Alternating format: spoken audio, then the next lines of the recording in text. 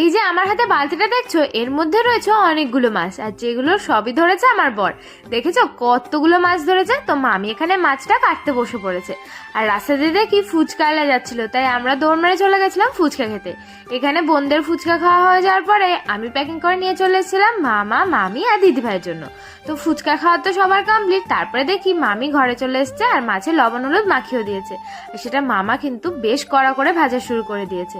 আর মামি এদিকে আমাদের জন্য ভাত বাড়ছে, বাইরে দেখি ঢেকিরা পাশের বাড়ি এক দিদা এসেছিল ওখানে ডাল করতে। আর দিদি ভাই দেখো এখানে কি করছে, খেজুর গাছের পাতা নিয়ে ছাড়াচ্ছে পাটি বানাবে বলে। আর আমি চলে এসেছি ঘরে। এখানে মাছ তো ভাজাভুজি হয়ে গেছে একদম কড়া করে, আর মামি দিয়েও দিয়েছে আমাদেরকে খেতে। মাছ ভাজাটা বেশ ভালো লাগছিল, আর সাথে করেছিল কাতলা মাছের ঝাল। আর রাত্রিবেলা বাড়ি আসার সময় মামি করেছিল চিকেন চাউমিন। ওই খাওয়া দাওয়া করে সবাইকে টাটা করে আমরা বেরিয়ে পড়েছি। কিন্তু বাড়ি যাওয়ার আগে আমরা গেছিলাম আস্তলায় চা খেতে। তো আজকে ভিডিওটা কেমন লাগলো জানি।